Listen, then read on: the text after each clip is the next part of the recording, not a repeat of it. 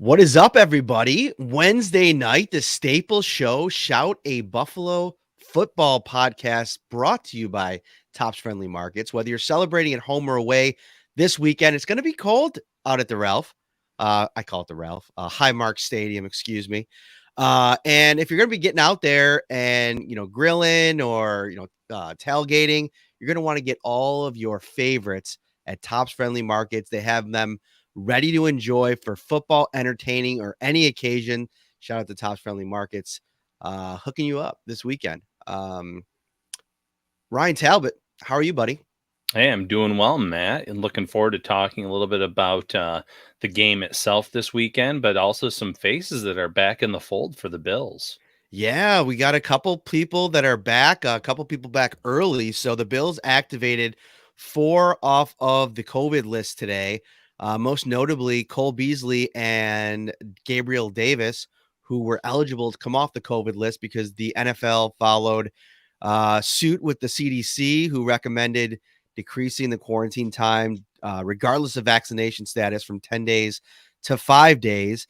And so for a lot of players that, even the unvaccinated players who are not showing symptoms anymore or aren't as um, susceptible to passing the virus along, they come back earlier, get them back in the mix. And that's a huge development. And obviously, like, you want all of your best players back and available. But I think going into the Patriots game, as good as that offense looked, Ryan, I thought losing Gabriel Davis, who, oh, by the way, went, 4 games or three games, 4 touchdowns over that span. They were going to lose him a lot with him out of the lineup. I thought they actually end up getting some production elsewhere. Isaiah McKenzie, we're going to talk about him in a minute. But let's just start there with those two guys. We'll get into John Feliciano and AJ Epinesa, who are the other two as well. But start off there. What do you think this means, getting those two guys back ahead of the Falcons game? I think it's huge for the Bills. And listen, you mentioned it, Matt. Gabriel Davis, 4 touchdowns, 3 games, 6 touchdowns overall, really finding his stride. And then he gets put on that reserve COVID list. But you're getting him back for this game. So you're getting that red zone weapon, that big target that you can put in the slot or have him, run across the middle of the field. And he's usually pretty good about using his size, using his hands and placement to create that separation. So you're getting him back into the fold. You're getting Cole Beasley back. And as great as Isaiah McKenzie is, and there's many routes where I'd prefer having Isaiah McKenzie out there over Cole Beasley, those intermediate routes where you can use that speed a little bit, go all the way across the field near the sidelines. It's good to have Beasley in the fold too, because there's certain things that Beasley does extremely well for this team. It was, last year that this guy was an all-pro, battled some injuries this year. Maybe he has lost a little bit of a step, but this is a great time for everyone to be coming back into the fold for the Bills because, one, they're trying to win the AFC East by winning this game against the Falcons and then beating the Jets. But two, you want to have all of these players out there on the field in the mix for these next 2 weeks. So come playoff time, you have an idea of how to utilize them in terms of snap count, in terms of what they do best. How can Josh Allen use these players to, to create the most mismatches out there? So it's a good problem to have. Having too many weapons is never a bad problem. You go to early on in the season and, the first week of the season, Cole Beasley, 77 snaps, 39, 52, 36, 22, 67. Isaiah McKenzie played 67 snaps this past week. 2 weeks before Beasley went out against Tampa Bay, he played 63 snaps. I think that there might be a happy medium, Ryan, where these guys can land on a split snap situation. And it could be, it might be 60-40 1 week, 50-50 1 week, 70-30 even, depending on the matchup. But just because Cole Beasley's back, I don't think it necessarily has to completely send Isaiah McKenzie to the bench. I think what he brings, I went back and watched the New England game, and what he really brings for me is, you mentioned, a speed element. I think it offers more after the catch, not so much like, I think what Cole Beasley does is he gives you that quick outlet and somebody that's going to find a place, in spaces where the defense isn't, and show himself for Josh Allen. But I think what Isaiah McKenzie brings to you is probably a little bit more depth to his route tree. And you could do like more things. Like they did mostly crossing routes with him in this game last week. That's where he was the most dangerous, most effective. But I think that they're only scratching the surface of what he can be even in the slot. And so I think finding a way to keep Isaiah McKenzie on the field is very important, but I don't think that necessarily has to be a bad thing for Cole Beasley. If you go back to last year, Ryan, down the stretch, he was playing quite a bit. Let me see if I can bring this up here because I want to bring this up here. 2020, he got injured in was that 16 against New England? Yeah, I It believe. was. Yeah. It was.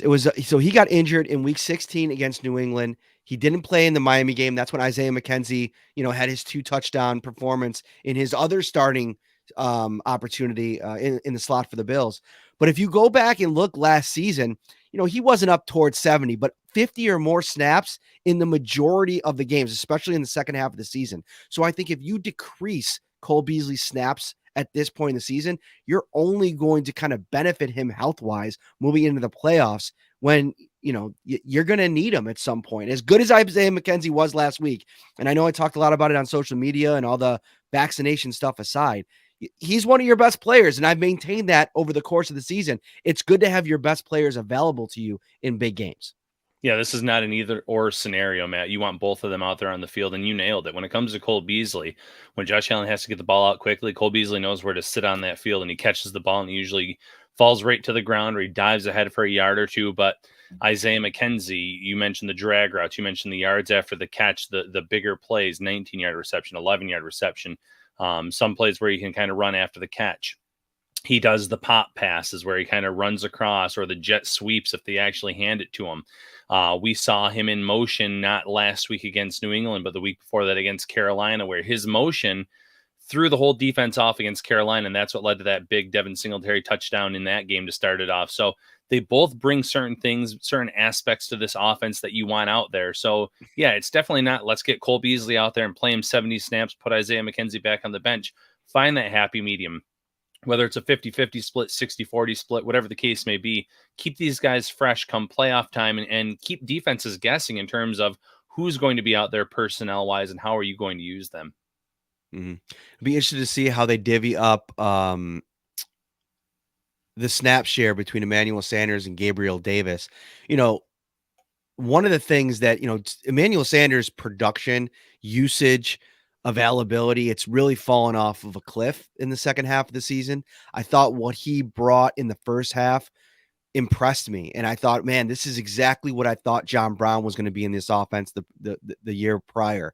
A couple of 2-touchdown games. He looked like he was getting in sync with Josh Allen. And just as that seemed to be happening, he's kind of just faded in terms of, just noticing him, just that in and of itself. And you go to this last week's game, dropping a touchdown pass. The Bills had 4 drop passes in this game. That is crazy to think about, the game that Josh Allen just had, and to think about the fact that they had 4 drop passes. And I think, for Sanders, listen, he's a great player. He is a Super Bowl champion. He comes in with all this experience and this important experience in December and January. But I think we're at the point now, Ryan, where I'd like to see Gabriel Davis even outsnap Emmanuel Sanders at this point in this offense, just because I think we've talked about it quite a bit on the show, the versatility that he brings in terms of all the things he can do as a receiver. Yeah, I'm with you completely on that. And also because Gabriel Davis is a part of this long-term solution, long-term piece to the puzzle, so to speak, where Emmanuel Sanders, you've mentioned it many times, this may be his last season in the NFL. He's hinted at retirement quite a few times. You want to have him involved, but you don't need to give him a large snap share. Now, he did have the drop touchdown pass last week, but kudos to him. The one play where Josh Allen threw across his body, middle of the field, Sanders climbed the ladder and made a nice catch and moved the chains on that. So he kind of redeemed himself at one point. But you're right. Gabriel Davis was starting to kind of break out for this team in terms of showing what he could do. He had a 28-yard reception against Carolina. He had a few touchdowns over the last 3 weeks, as I've mentioned. They were starting to kind of figure out that role for him and how to use him. And he has that deceptive speed where he can get downfield and beat his man there a little bit too. So he just offers a little bit more because of that size, that speed, what he can do, especially in the red zone. So I'm with you on that as well. Get Gabriel Davis more involved, welcome him back into this fold. And against, these defenses like Atlanta and like the Jets. I think it's a good chance for them to really try to figure things out. Obviously, they can't go into these games looking at them as warm-ups or tune-ups for the playoffs. They have to beat these teams to win the division. But these are also games where I think the Bills are going to have opportunities on the offensive side of the ball to put up some points. So, excuse me, young lady, aren't you supposed to be sleeping? No? Did you just come down to say hello? Okay, wave. All right. Hey, Get Kennedy. going. I love you. Okay, go ahead in the basement. Yeah, it's the holiday break. You know, bedtimes get shifted back a little bit. Forgot to lock the door when I came in here, but I know people always like when she makes a little brief appearance. All right, let's move on to the offensive line because this is okay. Before we do that, a couple of things. Mike over on Facebook makes a great point. This is a great problem to have. Depth is a great problem to have for any football team. A couple of comments I noticed over on Twitter that I wanted to make sure that I mentioned. Drew over there says more 5 receiver sets. That could be interesting to get them all out there together. Maybe putting Cole Beasley and Isaiah McKenzie out on the field at the same time. That could really get Brian Dable in his bag of tricks, which I think could be funny. Mark also says, you know, the split he thinks will be matchup based, which I think is a great point. You know, zone defense, zone heavy teams, you can kind of rely on Cole Beasley a little bit more to find opportunities in space.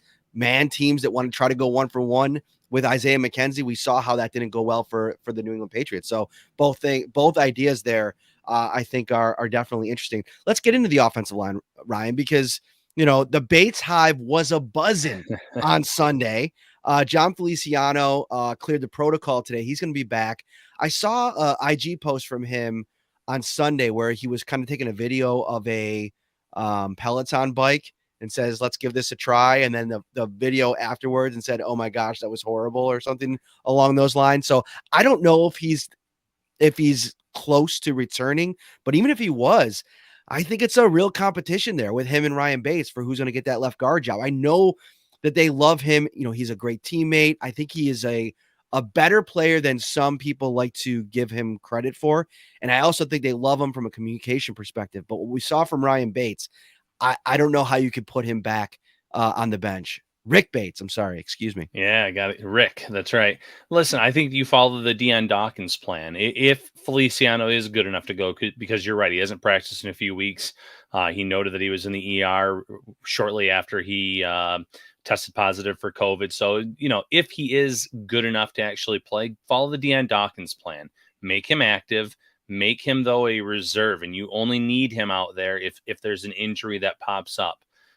Rick Bates played extremely well. And mind you, I understand New England did not send a lot of blitzes or pressures and things like that, and that's something to be seen maybe this week, maybe the week after in terms of how he holds up in that regard. But he played a complete game for them on both sides at guard when needed. And I came away very impressed. So, you know, ride the hot hand. Let Bates start at one spot, obviously Darrell Williams at the other. See how this starting 5 looks. And if they hold up again really well this week, whether it's again another team doesn't dare throw the pass rush against the Bills, or if they do and they hold up, then go into week 18 against the Jets. Keep things the same. Give this unit some time to gel. It's not a bad thing to have Feliciano waiting in the wings because, listen, with Ryan Bates, the versatility was almost holding him back from getting out there on the field because he could play at all these spots if an injury popped up. But the main spot that I think they wanted him to be able to play was backup center in case something happened to Mitch Morse, or maybe pop into one of those guard spots if Feliciano was available. Well, Feliciano can play guard. He can play center. He can be that emergency guy that can come in and play in that role if need be. So, yeah, ride the hot hand. Just like you do at the running, they were doing at the running back position at some time, and they finally figured out Devin Singletary was their guy. Do the same with the offensive line because maybe Bates is that answer. And, you know, if it is, it's almost kind of a what were you doing so long before giving this guy that shot? I understand that Sean McDermott didn't want to get into reasons why he hasn't been out there a lot this year, whether it's playing draft picks like Cody Ford or the versatility aspect of it. We'll never know. But if this does end up being a blessing for this team in terms of how he plays, if he keeps playing at a high level, there might be some people that question what took so long at the end of the year. Yeah, I didn't know that it would be that question would be met with that much mystery or intrigue. I just kind of wanted to get an idea of the thinking behind the arc of Ryan Bates's season, because he's somebody that, when somebody plays that well and hasn't played, you start to wonder, okay, like, have you not been seeing it in practice? And obviously Sean didn't want to get too much into that, but we talked to Ryan Bates today, and I learned a lot really about, him as a player, getting in a chance to talk to him. Sean said after the game the other day, he's the first guy in the building every game. He's one of the first guys he notices. And he said he kind of has to be, because he's literally watching tape at every position group. He's a guy that plays. I know that he's played primarily center and guard this year, but he prides himself on the ability to go play tackle if they ask him to do that. He's a literal Swiss Army knife. This is a literal utility guy. Jose Akendo. I know my guy, we're always talking about in the comment section. I use this phrase, I think last season, he always brings it up. Ryan Bates is the true Jose Akendo of this offense, but he said his natural position today is left guard. And so what made it a little bit easier going from right guard to left guard in game, because he did say doing that ever is hard. He likened it to being a righty when you right-handed, and somebody asking you, okay, go ahead and go right left-handed after you've been right-handed. It's the same thing with Spencer Brown when he was talking about earlier this season going to left tackle. It can be done, but it might be a little bit messy for a few minutes while you kind of get used to the whole process of it. But he's a natural left guard, and he said that's what made it a little bit easier, is that I could go in left guard. It's kind of my natural position. And so going from that to that made it a little bit easier. But listen, this is a guy that I think he stayed the course. He's a guy that's kind of been an understudy to Mitch Morse in a lot of ways that Ike Butker was before him. I think I told this story on a previous episode where I'd see Ike Butker all the time in after practices in the field house, working, rep by rep with Mitch Morse after practice was over for 10-15 minutes. And, that Ryan Bates falls into that category. And so this is a situation where I think he played too well not to give him another opportunity. Only one pressure allowed on 79 snaps on Sunday, Ryan. Yeah, that's just it. And I'm going to pop it up here on the show. Andy, there we go. Andy said if Feliciano is fit and ready to play, he's going to play. Bates has one good game. We're ready to crown him. I don't think anyone's ready to crown Ryan Bates, but he played well. One pressure allowed. John Feliciano before COVID, before anything else, he had a pretty up and down year. And mind you, he was better than some of the other options they've rolled out there this season. You don't just go back to the status quo just because someone is ready to go. Like you said, Bates played so well, you almost have to see if he can keep this up for a second game and then a third game. And it's not a bad thing to have a guy like Feliciano who can play both guard spots and play center, be waiting in the wings for an opportunity. Or if Bates falls off a little bit, then getting him back in the lineup when he's more ready, when he's had that time to really work on his cardio, to work on his strength, because who knows where that's at this point in time. There's a reason that the Bills did that with Deion Dawkins last week. They weren't sure conditioning-wise if he was ready to go. Now, to Dawkins' credit, he answered the bell and he put together one of his best starts of the season, or not starts, but one of his best games of the season. And maybe Feliciano would be in that same boat when he gets out there on the field. But don't rush these guys back into action, especially because the team knows a lot more than we do in terms of how they were feeling over this whole course of time. Brian asking the tough questions in the YouTube chat. Is Matt going to kick Ryan out again if he throws shade, or did he finally come in as the producer? That's a great question, because I don't think you have producer capabilities. See, Ryan is asleep at the wheel right now. All you had to do was log into the thing, and you could have kicked me out tonight. It would have been a whole fun little party we could have had back and forth. I know I failed on it, but I'm going to try to stay in here, not get kicked out tonight. So I'll do my best. So this is an interesting point before we move on, Mark, over on YouTube, that the Bills, a little bit strange with their O-line choices. Took a while until they were ready to move on from Brian Winters last season. We've talked about the Cody Ford deal as well. I don't know, Brian, like, I don't really know. I would love to have like a coach on here to really dive into this topic, but like, there's always this like evaluation period happening during the week. But when you talk to players, there's not a lot of live game rep type situations in a regular season practice week. So how much can you evaluate? Okay, Ryan Bates looks better than Ike Butker this week. We're going to go with Ryan Bates instead of Ike Butker. Ryan Bates said this week that unless you're one of the starters, you're not getting a chance to work with the first team offensive line in practice. He was asked a question about the communication level and how tough that is, especially when you're moving side to side. He's like, well, that's tough, but it's really tough when you don't work with those guys out all week. Then you have to get out there, and the communication level, you're hoping for it to be good. And he said it was so good on Sunday because this is a very close-knit group. And I think that comes through when you talk to any of these guys. They're really, big fans of each other. Ryan Bates even went as far to say, I love these guys. I love playing with them. And so that's kind of a naturalness to it all.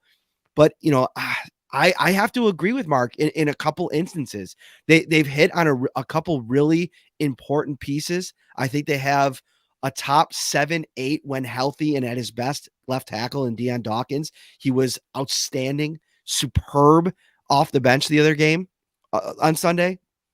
I think when he's been at his best, and he's been at it quite a bit this year, Mitch Morse has been worth the contract that they gave him. I think that it's been undersold how important he's been at times.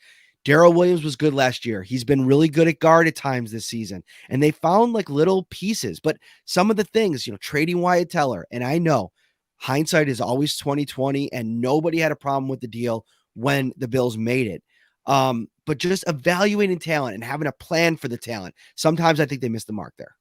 Yeah, I agree with that. Sometimes they're too loyal to veterans, especially veterans that have a mixed bag in terms of how they've done before joining the Bills. Brian Winters is a great example that Mark mentioned. Russell Bodine a few years before that was in here, and he played some significant reps, and the Bills are somehow able to trade him to the Patriots after I believe a whole season here.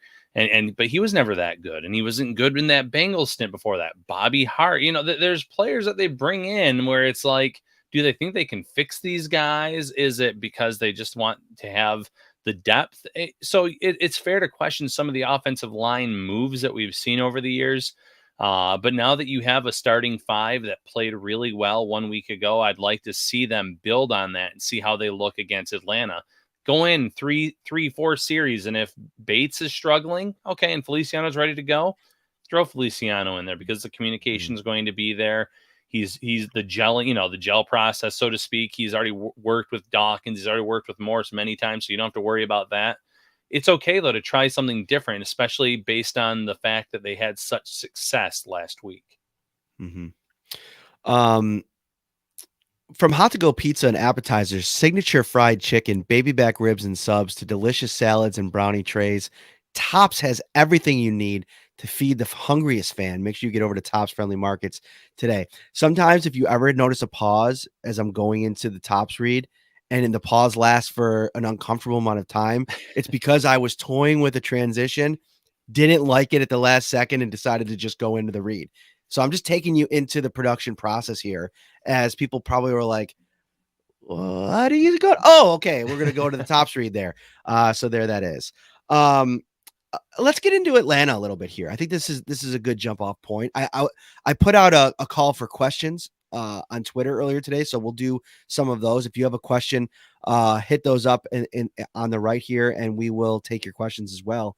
But I want to start with Atlanta because one of the topics today that came up is like, how do you keep the energy up? How do you keep the momentum going? I mean, if you're talking about this offense in the last 10 quarters, it has been an absolutely explosive nightmare for defenses. And, this Atlanta defense, I mean, I feel like it's probably the strength of their team.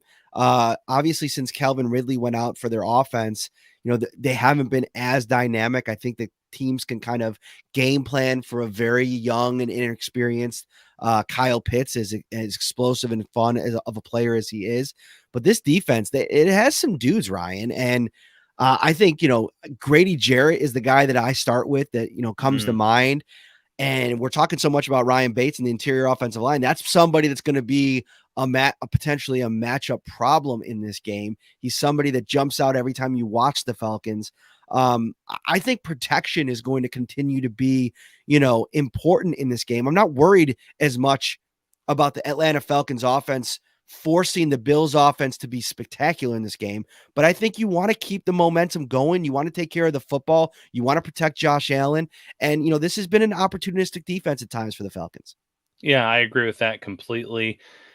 And you previously mentioned how do they keep the energy up? I think the Bills at this point, if they have trouble keeping the energy up, knowing that they need to win out to win the AFC East, is a real problem here. I think that they've figured it out on offense. I think the defense is doing a very good job. But if you look at the quarterbacks that they're going to play, that they've already played and that they're going to play over these last 4 weeks, Cam Newton really can't throw a football. Mac Jones throws the line of scrimmage and maybe 10, 15 yards downfield at most. Matt Ryan is still going to test you from time to time. Now, he might throw an interception in doing so. But in terms of natural, which quarterback would worry you the most over these last 4 games? I would probably say Matt Ryan. He's going to try to test out these young cornerbacks. And you mentioned it. They don't necessarily have as much of a dynamic offense as they did when Ridley was there. But Kyle Pitts is something like 51 yards away from eclipsing 1,000 yards for the season. Russell Gage has had some moments stepping up as their number one wide receiver. And then, of course, they have Cordarrelle Patterson, who has over 1,000 total yards of offense for them out of the backfield and as a receiver. They kind of figured out how to utilize that talent that was always there, but offenses like Minnesota, and I know he's made 3 or 4 stops along the way in his career that they couldn't unlock. So they have some talent on that side of the ball. You mentioned defense, Grady Jarrett. Those talented defensive tackles or defensive linemen have given the Bills some fits this season when they've gone against them throughout the year. So this is not a walk in the park. I did see someone in the question say, how have they done in the cold weather? Well, this isn't necessarily a team to ask about that because their last 3 road games have been Jacksonville, Carolina, San Francisco. So cold weather, they really haven't had to experience much of it this year. So, the cold weather on Sunday, it could actually play a big factor and help the Bills significantly. A guy that kind of gets all over the place. I was super impressed watching. I went back and watched that Detroit game last week, and when I was firing it up, I had 2 thoughts. My first thought was like, man, I'm really about to sit there and watch the Atlanta Falcons I was going to and the say. Detroit Lions. But my second thought was, listen, I've been kind of vibing on the Lions a little bit. I kind of like their moxie. I like their they got this little to them. I mean, they don't have a lot of talent. They had Nick Boyle playing quarterback. I kind of feel for them. I like Dan Campbell. I like that whole story. So I got into it, and it was about as bad as I expected. I mean, it wasn't a great football game. Both teams were just dying for the other team to just take it over and win a game. But it came down to a play. Atlanta had the ball late in the fourth quarter to ice it after Detroit kind of stalled out on a drive with like about 3 minutes left. Falcons were running a couple plays and they fumble it or they turn it over somehow. I can't remember what it was exactly. So Detroit gets new life and has a chance to kind of drive down and get a score. And this dude who, by the way, all game long, 14 tackles, 1 tackle for a loss, and the game clinching interception at the goal line as Boyle was trying to find somebody. Foye Olakun. This dude, I never heard of him before this game. Drafted back in 2018. I did a little bit of due diligence on him. He's a guy that, really pops. And that's what I'm talking about with this Atlanta defense. The numbers don't really jump off the page at you. I mean, they're not really good in any area in terms of league ranking or impressive stats, but they have a couple playmakers that if you aren't on your game, I feel like there's some guys that can kind of make you pay. And, that's always a dangerous combination when you're talking about maybe a trap game. The Bills are a 14-point in this one. That's a massive number. What do you think, Ryan? You think they cover that number?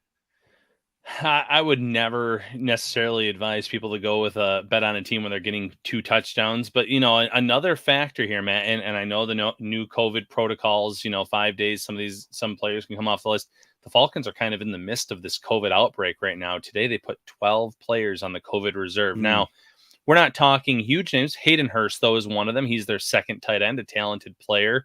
Good blocker. He's behind Kyle Pitts. Willie Beavers is more of a practice squad offensive lineman. Tajay Sharp was on that list. And then there was some decent defensive players on that list as well. If I look through it, Davison on the D-line, Richie Grant at safety. So, I mean, you don't know what tomorrow's going to bring in the next day. And that goes for the entire league. But in terms of covering the spread, if that keeps up and they miss a few more players here and there, maybe then the 14 points bumps up to 16 or 17. It wouldn't shock me. But right now, a lot of the big names were avoided on that initial list, but there's a few names there to monitor and keep an eye on. No, that's a great point. The COVID list is interesting, and obviously with the new protocols, there's a better chance to get those guys back. I mean, it probably would have been a decent chance had they been vaccinated. One of the things we mentioned last week was Tyreek Hill going on Tuesday. He got back Saturday, so that was like about a 5-day window. And with the way that the rules are going, if you're asymptomatic, I mean, you could get back pretty quickly at this point. So Yeah. yeah, that'll definitely be interesting to watch. Is that your cat in the background?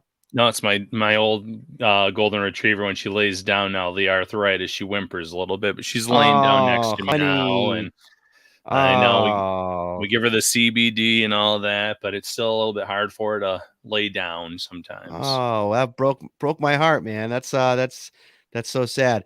Um, yeah, I'm at the complete opposite stage. Our little Walter,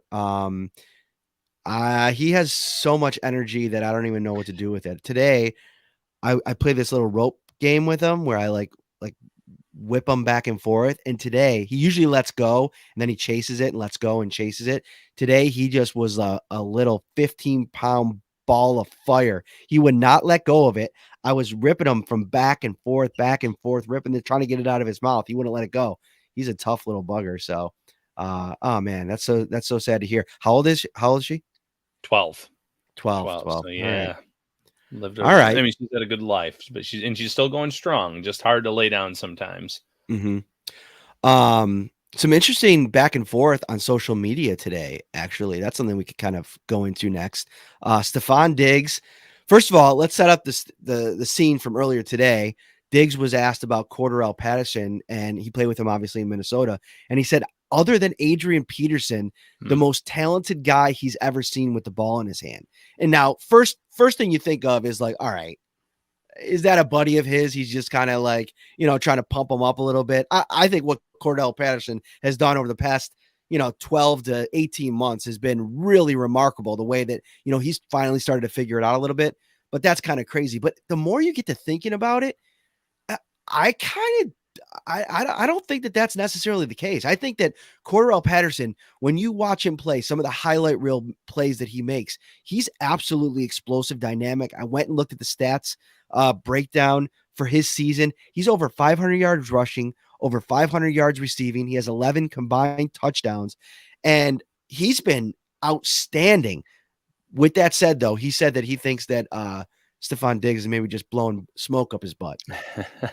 Well, but like you said, he's so good as a back. He's so good as a receiver. I think 11 touchdowns on offense. He's shown what he can do in his career as a return man as well. Sometimes, unfortunately, teams don't give the players the proper opportunities to develop. And I think that early in his Mhm. career, team said, no, this guy's strictly a wide receiver. We're going to make him a traditional receiver out there. And that kind of took away some of the things that you could do with him. If there were creative offenses back then that would have put him, give him those little pop passes, put him on the end arounds or the jet sweeps, put him in the backfield as a running back. I think his career could have been a lot different in terms of some major paydays, becoming a weapon for multiple teams. But it just took a long time for a team to kind of crack, okay, we can use him in multiple ways because he is so good with the ball in his hands. So I do believe Stephon Diggs when he says this guy was dynamic with the ball in his hands. It's just the fact that some teams were so stubborn about how to use him that the ball wasn't always in his hands, or you're running him 30, 40 yards downfield. And unless he catches the ball, you're not going to get the best out of him. So Atlanta, kudos to them. They've unlocked how to use this veteran player at this point in his career. He's going to be one of those players that you have to know where he is at all times if you're the Bills defense, because he can hurt you in a lot of ways. And, going back to that Lions game, they did a real nice job of containing him. I know he did have a touchdown in that game, but they did a real good job against him. So the Bills try to kind of figure out what did the Lions do? What did some of these other teams do when they kind of kept him in check this season? Mm-hmm. Corey over on YouTube says Diggs putting Bean on notice for next year about Patterson. And listen, I think he's the kind of guy that, is interesting. I think we talked about him a little bit this past off season, and I think bringing Isaiah McKenzie back, the return role wasn't probably there definitively. So even if the Bills had talked to him, which I don't know if they did or not, I'm sure he wanted an opportunity to go and play and try to earn a next contract, and he's done that. I still think he'd probably be pretty affordable because of his age and what he'd be asked to do. But I think that's interesting. Like, a guy that maybe Stephon Diggs puts his stamp of approval on probably, means something in that room. Patterson tweeted at Stephon Diggs later this afternoon, I think about an hour ago. Are you sending wings to my hotel room this weekend? He asked Stephon Diggs, and he said, Diggs responded and said, I'll see what I can do. I see what I can have done. So we'll see. Well, that won't be the only case too. As you read, Ferguson is sending wings to Mike Davis, because Davis was saying how Atlanta wings were the best in the U.S. earlier this season, and earlier in the year, Ferguson said he would send some barbell wings to him, so maybe they can get a bulk order and send it to both of those players to kind of show them what's up. That'll actually be something really interesting. Lee Smith, who is on the Falcons now, some people talking about him in the comments. He was a regular. I saw him on multiple occasions at Bar Bill in East Aurora when he was with the Bills. So I'd imagine he'd snuff out that kind of talk about Atlanta wings really quick in the room. But that'd be funny to see how all the wing stuff happens. All right, let's get into. I want to get to the Q&A portion of the podcast. We got some stuff, but before we do, let's get to prediction time. Bills versus Falcons. We talked a little bit about Pitts, Patterson, Matt Ryan. I don't think that anything they can bring that with that trio. I even like Mike Davis to a degree. I watched a little bit of him running against Detroit. I like the way that he ran the ball in Carolina a year ago.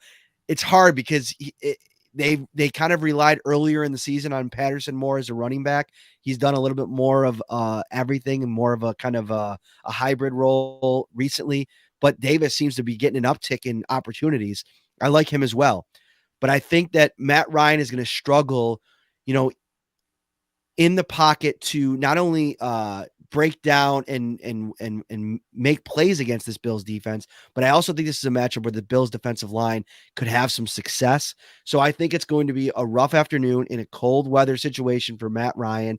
And I'm going to go with something around, 31-13.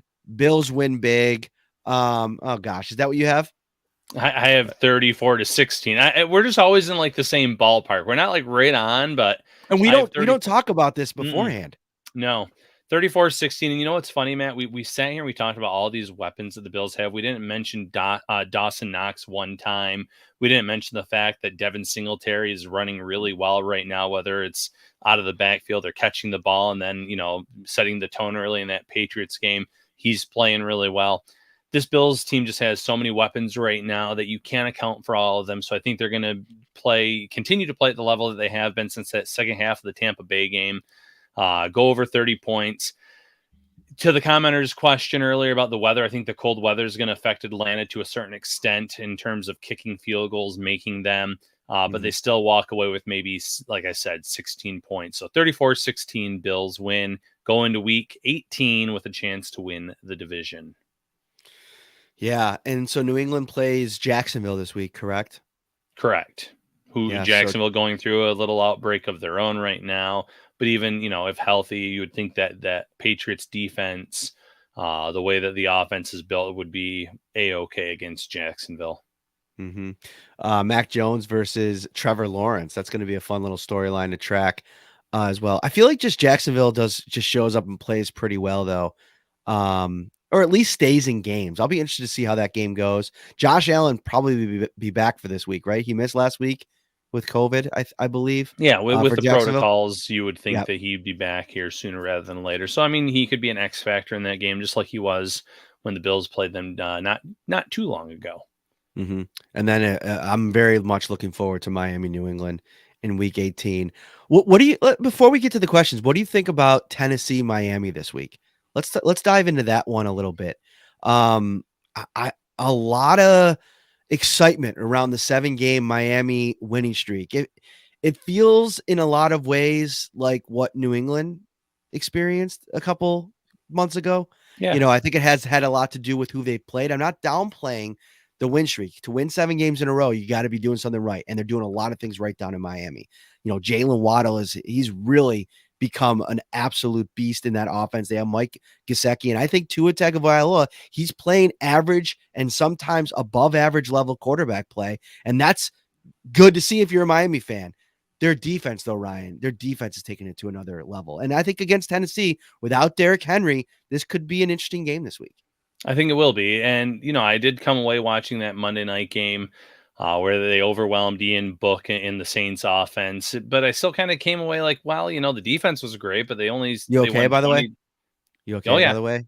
Ian Book having a Oh, bad out, and you okay? I Was it? saw Was it? I saw the stat. It was like 24 or 25 straight losses for Notre Dame quarterbacks in the NFL. I'm just like, yeah, that's about right.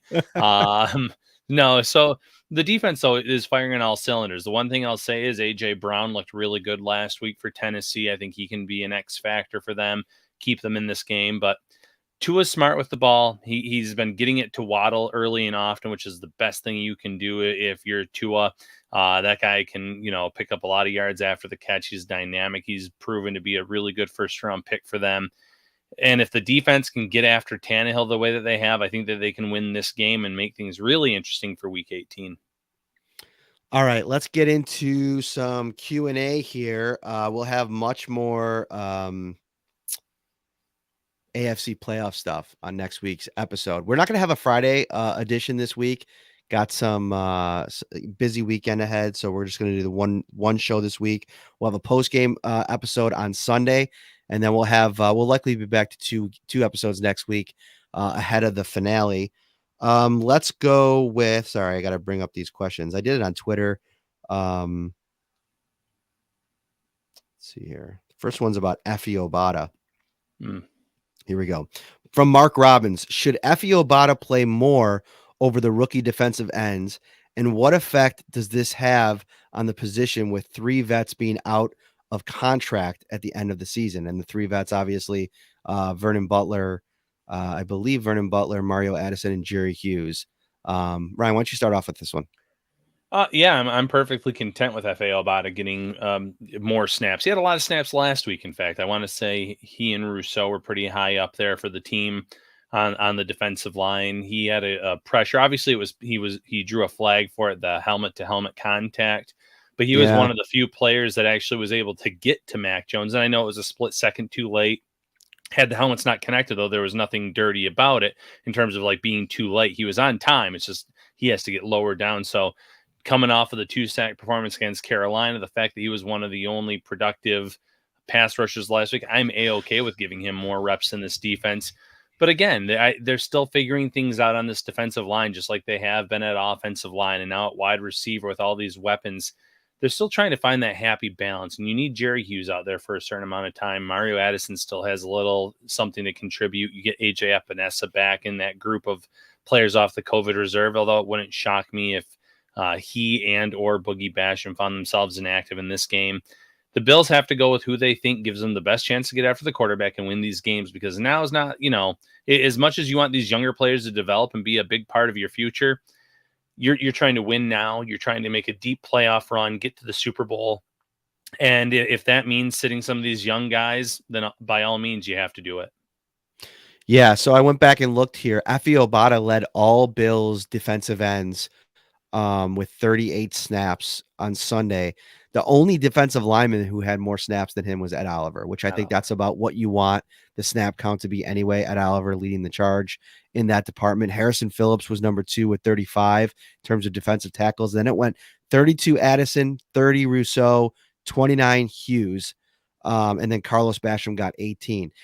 Like you mentioned, with AJ Epinesa potentially back in the mix, we'll see how that kind of plays out. But I think that's about where you want to be. I think you got to force, I don't feel like Greg Rousseau, he's had a couple of splashy games this season, the Chiefs and the Dolphins earlier on this year.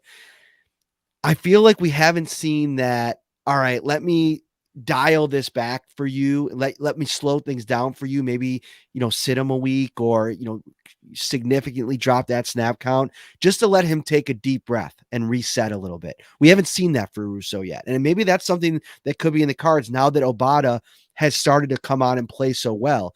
I thought he was really explosive. I think there was a couple of times Mac Jones was just getting the ball out of his hands really early. But I like the game that Effie Obata played the other day. And I think that, Adam Shepard, over on Facebook makes a good point. Wasn't good on the pitch that went for a touchdown. Mhm. That's fair. I don't think Effie Obata necessarily his strength is exterior run support. I don't think that just the way that he moves, the style of play, he's more of a pin your ears back. I'm going to get after the quarterback. I think he's been all right in run support when it's about being in your gap and, maybe working some of the inside runs. But yeah, on the outside stuff, he's going to really struggle. But luckily for them, most of the time, you got a really super fast linebacker in Tremaine Edmonds, a speedy back four in the secondary, and so that won't prop up as much in most games. But yeah, I think that's a valid point in what Effie Obata maybe gave up in the run game on that play specifically. Yeah, I agree with that. While you're getting the next question fired up, the one thing I will say is someone said maybe use them on obvious passing downs. I'm all for that. Again, Matt Ryan's going to hold the ball a little bit longer than I think a Mac Jones would. Mac, who takes those short throws early and often. Matt Ryan at times is going to try to stretch the field. So maybe Obata comes up with a big play in terms of getting after the quarterback in this game. There might be opportunities for some of these other young guys as well, or some of the veterans like Hughes and Addison. So this next one comes from Dylan. I know he didn't do it this week, but how do you feel about Josh taking his eyes away from plays to look to refs for calls? He wants a free play, and that's great, but he completely takes his eyes off his reads and looks for a ref. Am I tripping out for nothing? So I've noticed that a couple times. Like the one that kind of jumps to me first and foremost was Allen looking at a seam ball near the end zone to Dawson Knox, where he kind of just flew it like over his head and gave it the play. And I think he thought there was going to be a penalty and there wasn't. I don't know about you, Ryan. I haven't seen that nearly enough to where I think it's a consistent problem area. No, I agree with that. And I think that Dawson Knox throw was in that first Patriots game, actually. And maybe I'm thinking of something different, but that's the one I can remember. There's been a few times where he thought that the opposing team jumped offside and he had a free play and he threw it and then there was no flag. And then after the fact, he was really looking at the refs. But at the same time, to his credit, the Bills have a true number one wide receiver in Stephon Diggs. And you can go back to last week's game in the end zone where it looked like he was held on a play by J.C. Jackson, and Jackson then broke off of it and almost tried to jump up and intercept that ball. You can go back to the Tampa Bay game where he was clearly held and nothing happened. It's almost like Josh Allen's saying to these refs, listen, this is one of the best wide receivers. This is one of the premier wide receivers in the league, and he's not getting the same respect that a lot of these other players are getting across the league.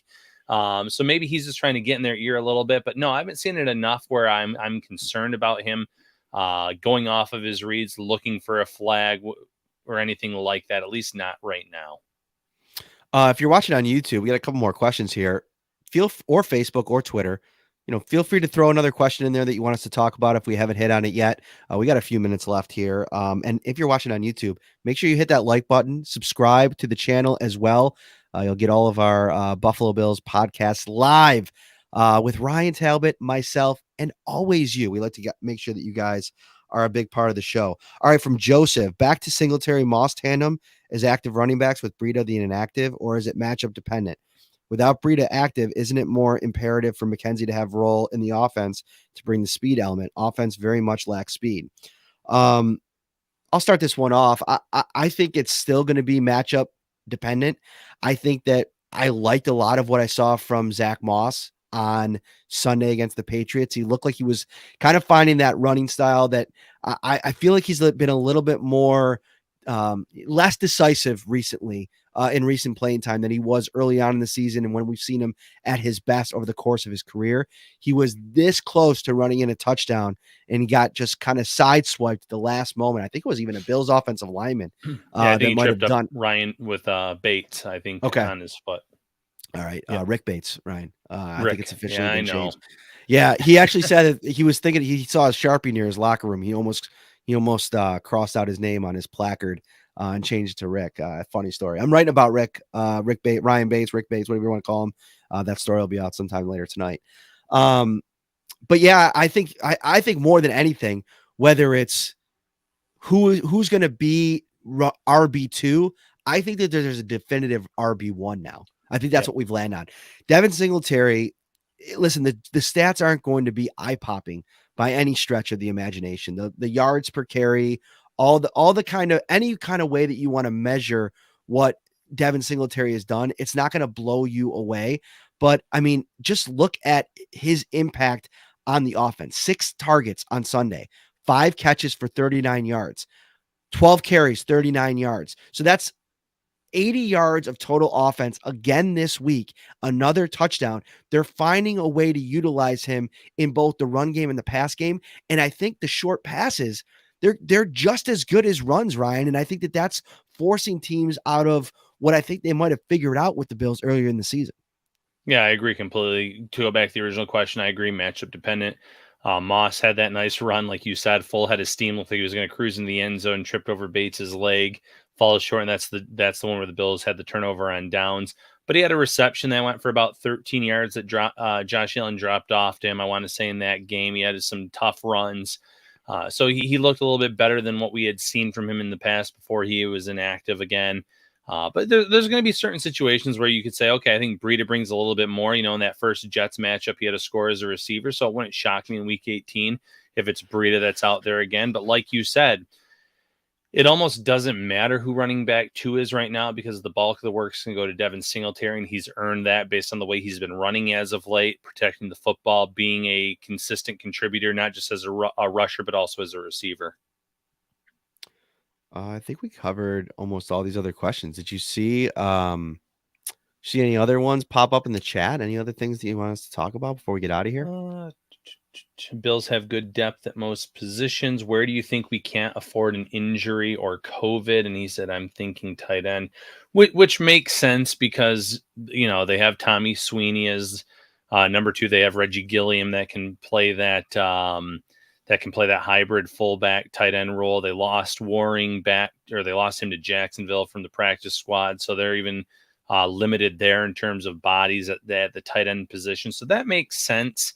I just think obviously offensive line, I know they're getting guys back, but you want to have the best 5 out there, or have like the best 6s options. And if they lose another player or 2 there, then it could be Josh Allen running for his life again. And as good as he is, if you can put some protection in front of him throughout this late season run, playoff run, then I think the Bills can go really far and, maybe set up an AFC Championship rematch with the Kansas City Chiefs.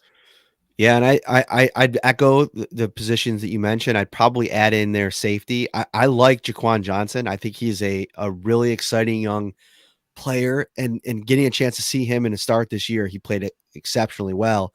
I think was it the Jets that he got that start? I can't remember now which one he played against. Whoever it was against, it wasn't a really good team. So I think losing Micah Hyde or Jordan Poyer with Tre'Davious White already out would be pretty catastrophic, just from the perspective of you're going into the playoffs, like leaning on 5 years of experience playing together back there, especially with Trey White out. I don't think you can oversell how important that is. So that's something that kind of sticks out to me. I would not want to lose one of those safeties this season. Yeah. So another good question here. Can the Bills clinch a playoff berth this week? Yes. There's multiple scenarios. The easiest scenario is the Bills win and the Ravens lose, which, a little deja vu from a few seasons ago where Andy Dalton played heroics with the Bengals and helped the Bills get into that playoff end of the drought years ago. But if the Ravens lose this week, the Bills win, they clinch a playoff berth. They cannot win the AFC East this week, but they can clinch a playoff berth. And there's other scenarios as well. That's just the easiest one. Matt, here's a question I'll let you take from Nick. We just signed the Scottish Hammer. Do you think Matt Hawk gets hacked?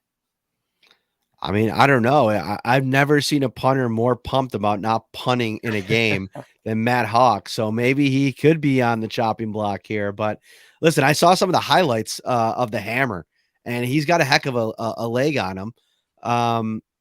But listen, they gave Hack a 3-year contract. So I don't know necessarily if he's going anywhere. I know he's pretty much well liked in the room. I do believe I remember somebody either saying or reading that he's a really good holder, and I think that's something that's very important. So no, I don't think Hawk's going anywhere. Hack.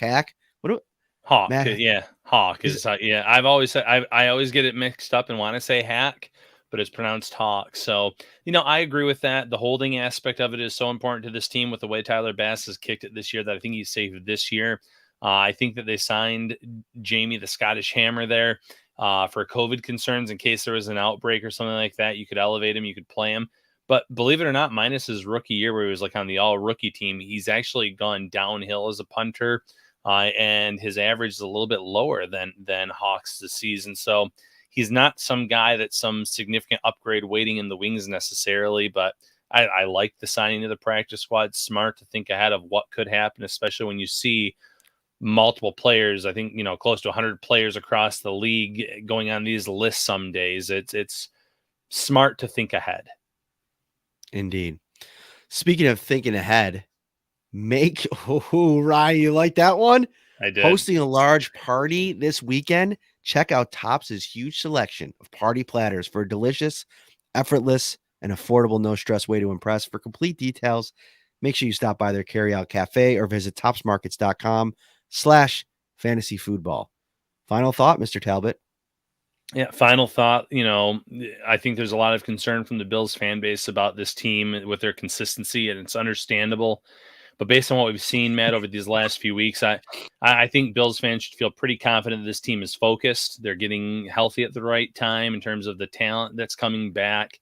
I think that the Bills are going to put up a pretty solid performance here this week and set up a Week 18 matchup with the divisional foe New York Jets with the chance to become back-to-back AFC East champions. Woohoo! There you go. Ryan Talbot sending us out with the final thought. All right, he is Ryan Talbot. I am Matt Parrino. Hit that like button. Subscribe to the channel. Cody Clemens, we gave our score predictions. We're going Bills big in this one. I got him 31-13. What did you go with, Ryan? 34-16 Bills. There you go. All right. We're out of here, guys. Have a great week. Enjoy your weekend. We'll see you on Sunday.